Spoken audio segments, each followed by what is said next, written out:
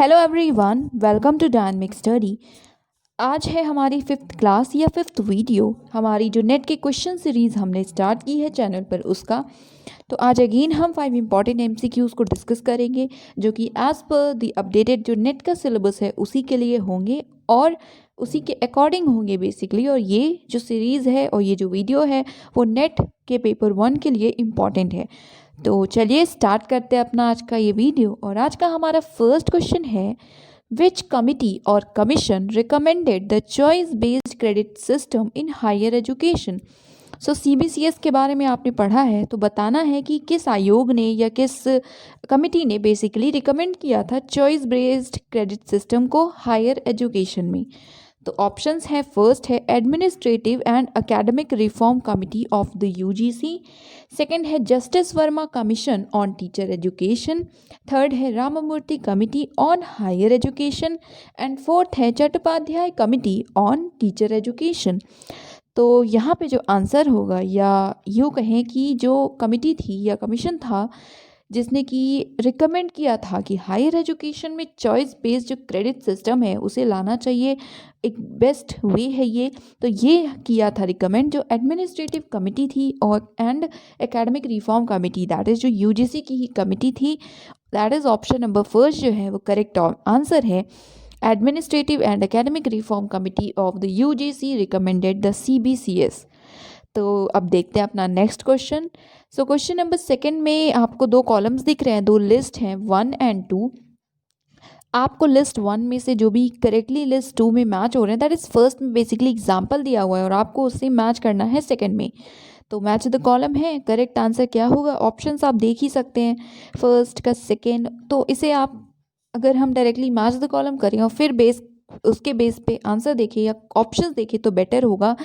सो आपको दिख रहे हैं ए पे लिखा हुआ है प्रेयर इन साइलेंस, ठीक है, शांति से अगर आप प्रेयर कर रहे हैं। Wait, let me change the colour of the ink. So yes, so prayer in silence हो गया। देन बी में है teacher talking to students outside the classroom, classroom के बाहर अगर टीचर स्टूडेंट से बात कर रहे हो। She is the CEO of a company issues a circular to his subordinates, CEO हैं कंपनी के, उन्होंने जो भी अपने सबऑर्डिनेट्स हैं उनके लिए एक सर्कुलर इशू किया है। एंड डी है rumour mongering among employees of an organisation, एक ऑर्गेनाइजेशन है एक्स, उसके जो एम्प्लॉयज़ हैं वो उनके बीच में कोई र्यूमर मॉन्गरिंग हो रही है, र्यूमर्स स्प्रेड हो रहा है बेसिकली। तो ये हो गए लिस्ट 1 के ऑप्शंस। और सेकंड में जो दिया हुआ है वो है कम्युनिकेशन से रिलेटेड ऑप्शंस। फर्स्ट है वर्टिकल कम्युनिकेशन। तो इन जो चारों ऑप्शंस या जो 4 पॉइंट्स आपने देखे उनमें से कौन सा है जो कि वर्टिकल कम्युनिकेशन का एक एग्जाम्पल है, ठीक है। सेकंड पे है ग्रेप वाइन, थर्ड है इंटरपर्सनल कम्युनिकेशन एंड फोर्थ है ग्रुप कम्युनिकेशन। तो बताइए क्या होगा? तो चलिए इस पर बात करते हैं। सो देखिए, सबसे पहली बात, अगर आपको पता है कि इंटरपर्सनल क्या होता है, ठीक है, तो ऑप्शंस को अगर आप देखेंगे तो आपको समझ में आ ही जाएगा। बहुत ईजी है कि इंटरपर्सनल एक तरह से हम कह सकते हैं खुद से बात करना या किसी से चुपचाप होकर ऐसे समथिंग बात करना। तो इसलिए जो ए है प्रेयर इन साइलेंस। और अगर आप दूसरे ऑप्शंस को भी देख लें, चलिए ऐसे देख ही लेते हैं। सो देखिए, प्रेयर इन साइलेंस है, क्या वर्टिकल कम्युनिकेशन हो सकता है? आप साइलेंस में चुपचाप बैठकर प्रेयर कर रहे हैं, तो क्या ये वर्टिकल कम्युनिकेशन हो सकता है? अप्स डाउन तक का कम्युनिकेशन? बिल्कुल नहीं। ग्रुप कम्युनिकेशन हो सकता है? ये नहीं हो सकता। ग्रे पॉइंट क्या हो सकता है? ये आप ही बताइए। नहीं हो सकता ना। तो बचा ये, यही होना चाहिए, ठीक है, और यही होगा भी, ठीक है। इंटरपर्सनल यही तो हुआ ना, खुद से बात करना या फिर साइलेंस में ही प्रे करना जो है वो इसी का एग्जाम्पल होगा। सो ए का होगा थर्ड। तो अगर आप ऑप्शंस देखेंगे तो ए का थर्ड सिर्फ एक ही में दिया हुआ है, that is option number second में। तो आंसर यही होगा, बट हम बाकियों को भी डिस्कस करेंगे। सो अब हम बात करते हैं सेकंड ऑप्शन की। तो वो है कि teacher talking to students outside the classroom. तो टीचर है जो कि कई सारे स्टूडेंट्स हैं उनसे बात करिए क्लासरूम के बाहर। तो ये किसका एग्जाम्पल होगा?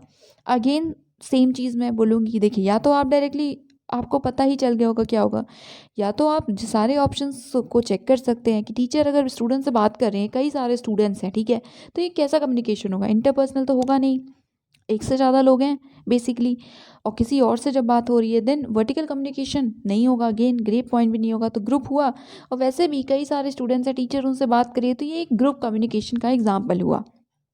तो बी का होगा फोर्थ। देन सी की बात करें, एक सीईओ है जिन्होंने अपने सबऑर्डिनेट्स को सर्कुलर भेजा है, इशू किया है। तो ये यस वर्टिकल क्लासरूम या सॉरी वर्टिकल कम्युनिकेशन का एग्जांपल है। ये तो आई थिंक वर्टिकल कम्युनिकेशन आपने जिनसे भी पढ़ा हो, जिन भी टीचर से या खुद भी समझाओ, तो ये एक एग्जांपल बहुत ही क्लासिक एग्जांपल है कि हम एग्जांपल देते हैं। एक ऑर्गेनाइजेशन है, एक जो हेड है वो सबऑर्डिनेट्स को अपने सर्कुलर इशू कर रहे हैं, या ये सारी चीज़ें। तो सी का फर्स्ट होगा। और देन र्यूमर मॉन्गरिंग जो होगी वो ग्रे पॉइंट का एग्जाम्पल है, तो जो डी है उसका होगा सेकेंड। ठीक है, तो ये सारे ही ऑप्शंस या ये सारे जो मैचिंग है, ये जो कॉलम्स है, ये आपको सेकेंड ऑप्शंस में दिख ही रहे हैं। तो यहाँ पे जो हमारा आंसर है वो है option number second. Yes wait yes, so yes जो आंसर है वो है ऑप्शन नंबर सेकेंड।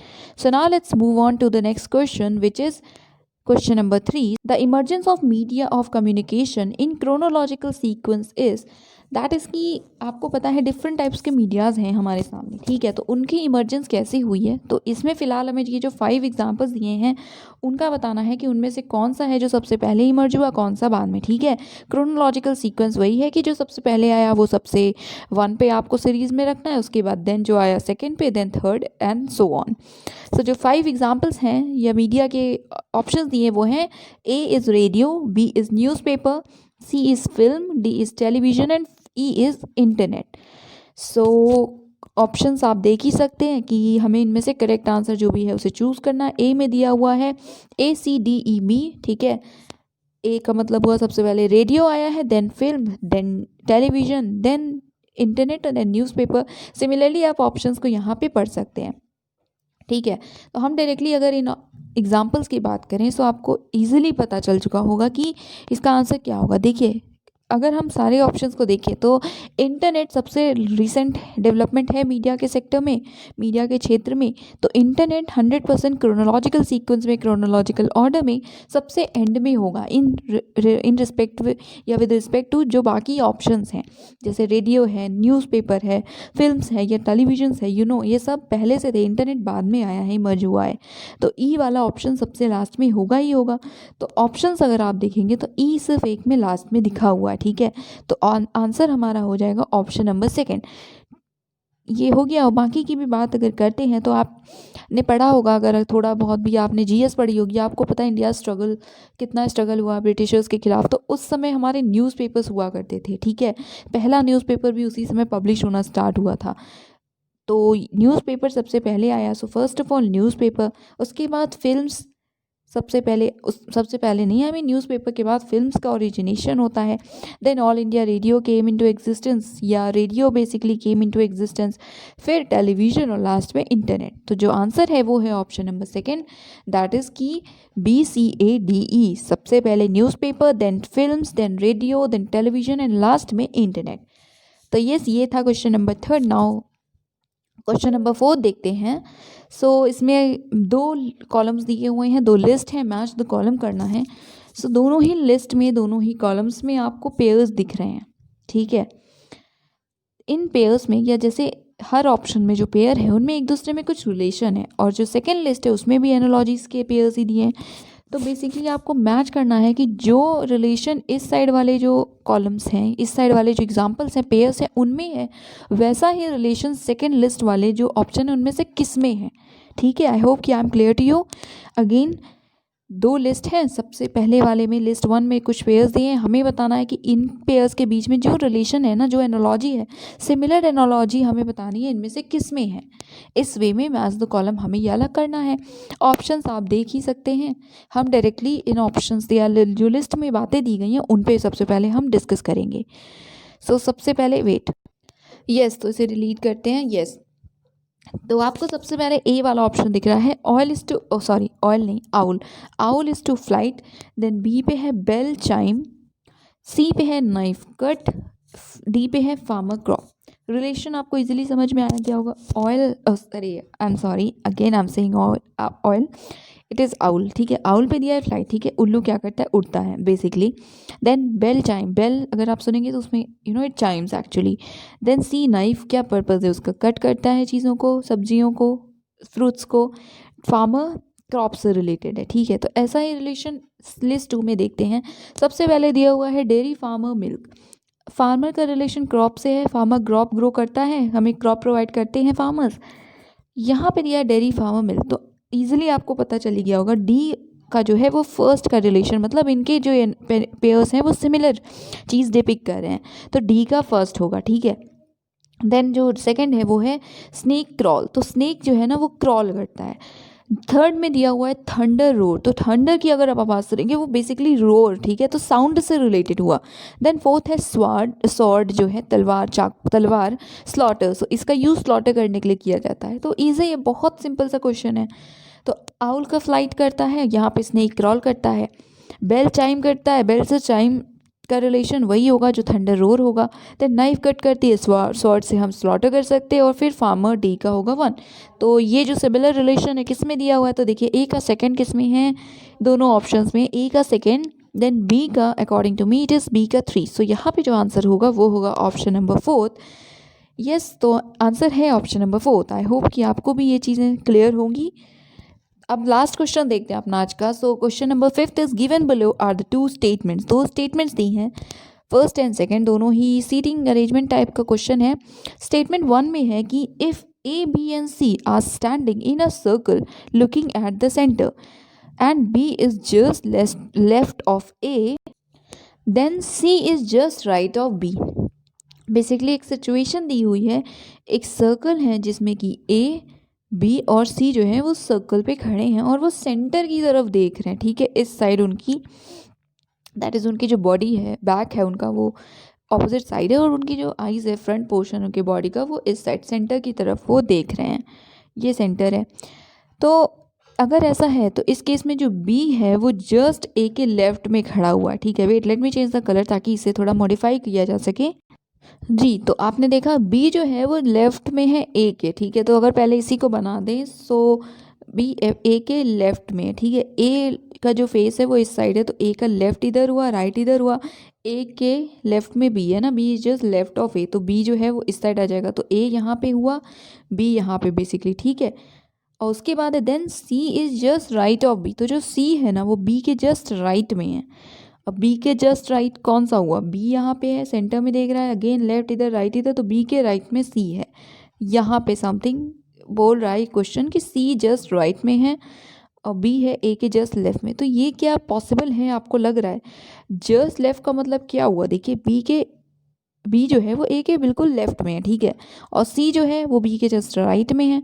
तो ये हुआ सिचुएशन, ठीक है, ये जो क्वेश्चन कह रहा है। बट एक्चुअल में ये पॉसिबल नहीं है। अगर बी ए के जस्ट लेफ्ट में है तो यहाँ पे सी नहीं होना चाहिए ना, यहाँ पे बी होना चाहिए। तो ये सेंस नहीं मेक कर रहा है, ठीक है। उसके बाद जो सेकंड स्टेटमेंट है उसमें दिया हुआ है सिमिलर ये कि एक्स वाई जेड हैं जो कि एक सर्कल में खड़े हुए हैं, सेंटर की तरफ वो भी देख रहे हैं, ठीक है। Suppose X Y and Z.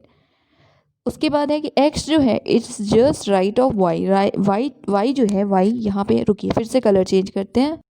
Yes, तो क्वेश्चन ये था कि x जो है वो जस्ट y के राइट में है, ठीक है। y का लेफ्ट और राइट, y जो है उसका फेस इस साइड है, तो लेफ्ट इधर हुआ, राइट इधर हुआ। x जो है जस्ट राइट ऑफ y का राइट इधर है, तो x जो है यहाँ होगा, ठीक है। और है तब जो है z जो है is just right of x।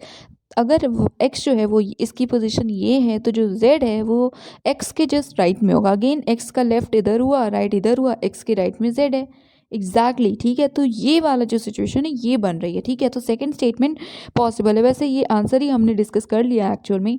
So question यही था कि जो स्टेटमेंट्स दी हुई हैं क्या सही है, मतलब दो ए ऑप्शन था कि फर्स्ट ऑप्शन था दोनों ही स्टेटमेंट सही हैं, सेकंड ऑप्शन है कि बोथ आर फॉल्स, दोनों गलत हैं, थर्ड ऑप्शन है कि first is true but second is false, that is जो फर्स्ट स्टेटमेंट है वो सही है, सेकंड फॉल्स है, और लास्ट था ऑप्शन फोर्थ था कि जो फर्स्ट है वो गलत है और जो सेकंड है वो सही है।